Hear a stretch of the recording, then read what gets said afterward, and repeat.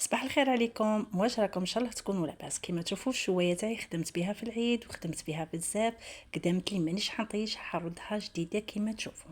راح ندير معكم كذلك الكسره مطلوع ولا الكسره خميره، كل واحد كيف يسميها، تجي خفيفه قطنيه. حنعطيكم كل مقادير بالضبط، وحنعطيكم الطريقه اللي تطيبوها بها، كيفاه تحطيها يعني من الصرفيطه حتى تحطيها على الطاجين وتقطعيها كما هكا. النتيجه البنات على عينيكم. وراح نطيبها على الطاجين تاع تريسيتي ولا الطاجين الكهربائي، حنعت لكم المميزات تاعو وكل حاجه خاصه به. يا اختي انا حضرت هاد الكسره وهاد المطلوع، لازمني ندير معاه طاجين زيتون بالحيمه تاع العيد. راح نديرو مع بعضنا الوصفه تاع طاجين زيتون خفيف طريف. ما عليك غير تبعي معايا الفيديو للاخير، وما تنسيليش هذاك اللايك وهذاك الاشتراك.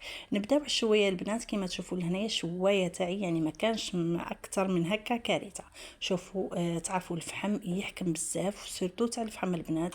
الكرياج هذا شوفوا زي ما يولي، حتى التعواج ويتعوج. راح نعدلوا كل شيء، راح نصاوبوا كل شيء الشوايه، وراح نعطيلكم الخلطات اللي لازم ديريها. هنايا راني نصلتها كامل كما تشوفوا، نحيت لها الواحد تاعها على لي كوطي ونحيت لها الواحد تاعها اللي من تحت.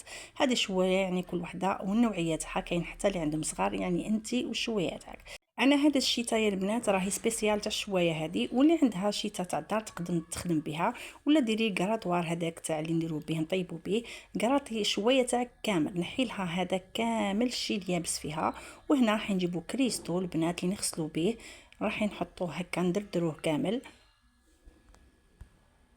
وهنا بعد نجيبو الملح، نحطو كميه من الملح ونحطو الماء السخون هكا باه يذوب لنا هذاك الكريستو. البنات هنايا نعرفوا اكبر المطاعم هذه هي الطريقه اللي يغسلوا بها، يحطوا الملح يحطوا الكريستو ويبداو يحكوا ونحيو فيه هذيك الدهون، وما مع يخلصوا منها بعدا هي سخونه هكا كيبداو يخدموا عليها. حنا راح نحطوا الماء الغليان ولا الماء السخون ونبداو نغسلوا ونحكوا. وانا الشيتا هذه البنات راهي السنين تاعها حديد، يعني تحك مليح، يعني هذا الشيتا سبيسيال تاع الشوايه. وهذيك الصغيره ولا ديري كيما قلت لكم بغوص هذا، حكي بها الحرف تاعك اللي ما تلحقش بالكبيره. كيما تشوفون نحيو الصديد هذا كامل ونبزعوه. ومن بعد البنات جبت لهنايا الايزي تاع الماعن، ونحطوا الخل على لوتور كامل تاع شويه. هنايا انا عندي لوتوخ هذاك البنات لازم له الخل باش نحكو مليح. نحطوا الماء الغليان ديما ولا الماء السخون ونبداو نحكو. شوفوا الفرق البنات، شوفوا لهنا كي بديت نحك، شوفوا الخل نحى والكريستو نحى. نعرفوا الكريستو راهو مهم جدا في الحوايج ولا الاواني تاع الالومنيوم ولا الحاجه اللي تعود بهذا الميتال هذا. نبداو نحكوا بالطريقه هذه. والبنات لهنايا نستحفظوا على حوايجنا، نستحفظوا شويه، ما نشحين ليش تعود عندك وحده صغيره استحفظي عليها وقومي بها، ومنين تخلصي منها اغسليها وخبيها. شيلي شويه تاعك مليح وتنشفيها مليح كما شفتوني نشفتها. ونجيبوا حاجه باش نغطيو الحوايج اللي ماهمش نواغ. كيما انا عندي لوطو هذاك ماهوش نواغ، حنجيب حاجه نبدا نغطيه. ونجيب القرعه تاعي تاع الصبغه لهاد لا مارك هذه ولا اي ماركه عندك تكون نواغ. وكنت ديجا درت معاكم البنات الطابونه تاعي كيفاه رديتها جديده، وراح نحط لكم الرابط في صندوق الوصف. شوفوا هكا نبقى نصبغ. وهذاك الصديد البنات راهو ما ينحيش غير على 2 خطرات ولا 3، وانتي تصبغي كما تشوفون. خليه ينشف ونزيد نعاود هكا بتخرج لك كيما جبتيها وكيما ركبتيها اول مره من الكرتون تاعها. ورايحه نعطيلكم البنات كميه الاوساخ اللي نحيتها لنا. شوفوا زيماه هذا كل راني نحيته يعني تاع الحكان فقط. وتشلان راني شللتها، يعني لازم تشويو ولا حاجه هكا، يعني الماء بزاف باش تشللك مليح. نروحوا للكرياج تاعنا لهنا البنات ولا شويه اللي من الفوق.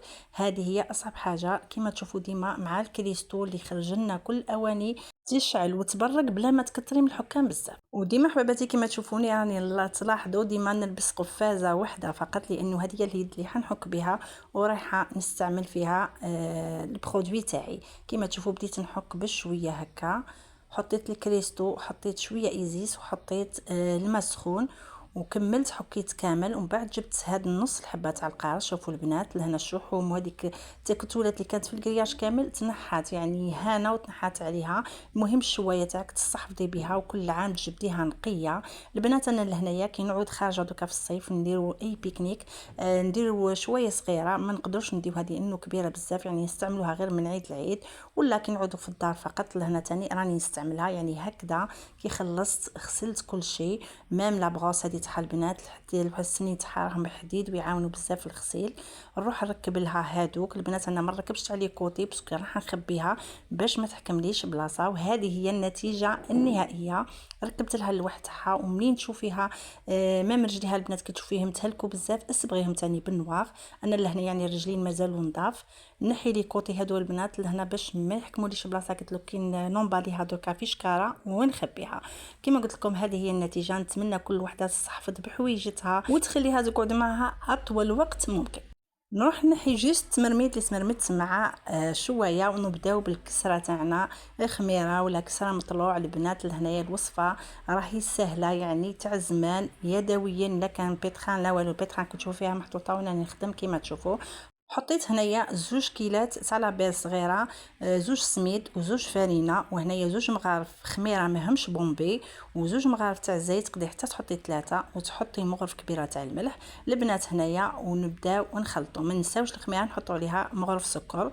نخلطوا ونجيبوا الماء الدافي ونبداو نلموا العجين تاعنا كما تشوفوا كنلموها بشويه بشويه حتى تحصلوا على هذا القوام. ما تكونش جاريه بزاف البنات وما تكونش يابسه بزاف.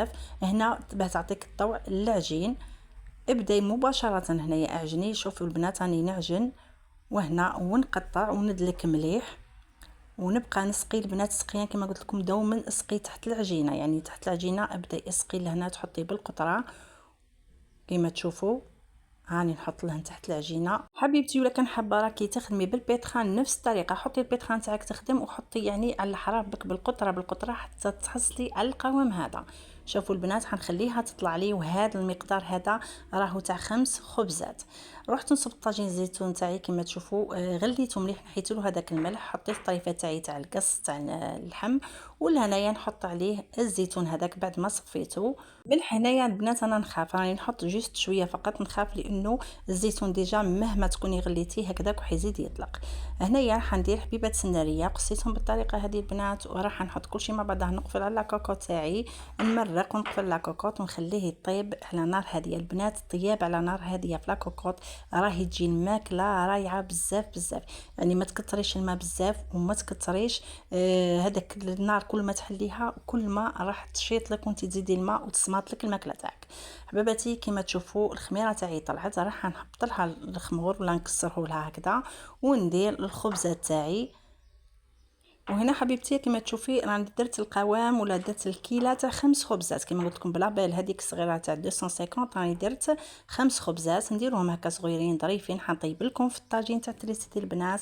الطاجين تاع تريستي هنا والله صدقوني رايح. هذاك النهار كما شفتوا في الفيديو تاعي تكسر لي الطاجين فجاه، يعني كان جديد دوبل في تكسر لي تاع القرمود هذاك من زيه. ما طيشتش هذاك القديم، كملت طيبت عليه لانه الطاجين كما قلت لكم انا حويجاتي كي نفوت ونخبيهم هكا في بلايصه يصعبوا عليا ساعات باش نجبدهم. ما طيبتش فيه بصح الخطره هذه راني جبدته بنزيد نعاود نطيب لكم فيه لانه الكثير طلبوا مني السومه تاعو، طلبوا مني كيف الاستعمال تاعو شو المميزات تاعو. حباباتي اللي حوسوا الطاجين هذا راهو موجود في محل سميرة شوب، راهو جاب منه راهو ب 680 فقط. يعني جاب حتى لا كولور نوار البنات. انا كان جاني كهديه جاني هكذا في لا كولور خضر.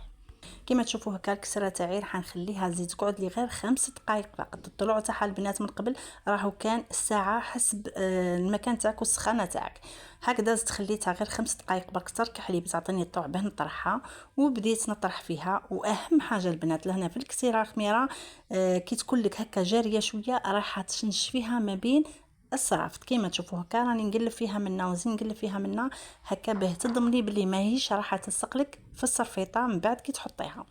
حباباتي كيما تشوفوا نكمل الحبات تاعي كامل ونكمل القرصات تاعي كامل نحطهم زيدوا يطلعوا لي لو طون. نحط الطاجين تاعي تاع تريسيتي يسخن البنات. لهنايا الفوليوم تاعو اخر فوليوم هو 5.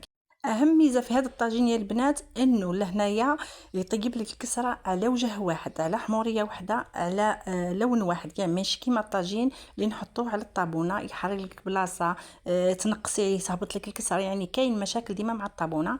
باغ كونطخ هاد الطاجين يا البنات راهو يخلي لك وجه الكسره تاعك يجي متحوف ويجي رايح ما فيه حتى تنبيلات وبلا ما تنقبي ما والو. كاينه ميزه اخرى ثانيه البنات لهنا فيه، هو الفورما يخليها لك تطلع لك فوليوم واحد، يعني الكسره تاعك الخمور تاعها يطلع لك فوليوم واحد وراح نشوفوا مع بعضنا كيما تشوفوه هكا ركبته. عنده هذيك لابريس تاعو تبرونشيها فقط البنات هكذا ميم كيما تاع الشوايه اللي شويت فيها اللحم، يعني نفس لابريز. شوفوا معايا الكسره هنا تطلع على فوليوم واحد، يعني ماشي بلاصه طالعه وبلاصه هابطه وتتنفخ، يعني ما شاء الله كيما تشوفوا.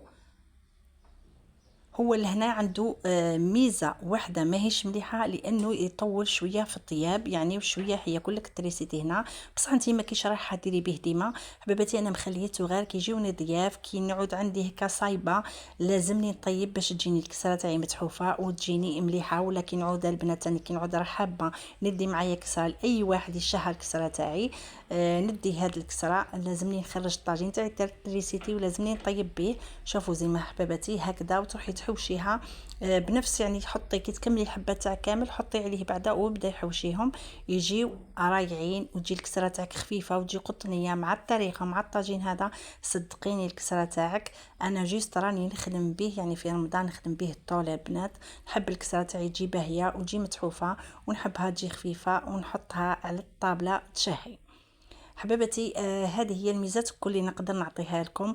والطاجين البنات لهنايا راهو ما يتكسر ما يحول ما يزول كي تصحفطي عليه وتكون تصحفيض، يعني البنات الحوايج الحاجه كي تشريها تصحفطي بها نظفيها خبيها كي تخلصي منها خبيها في بلاصه باينه.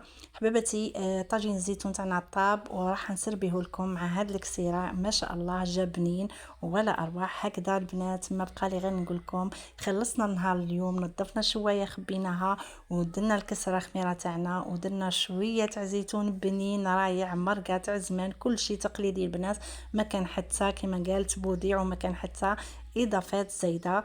وفي الاخير البنات جميع من عندها وحده تعقب الباك ولا طفيل حيعقب الباك، ان شاء الله ربي يوفقهم وان شاء الله ربي ينجحهم ويجعل كل ما هو صعب سهل، ونسمع ان شاء الله صغاريت في كل البيوت الجزائريه. ما بقى لي غير نقول لكم سلام الى الملتقى ان شاء الله، خليت لكم كل الخير والهنا.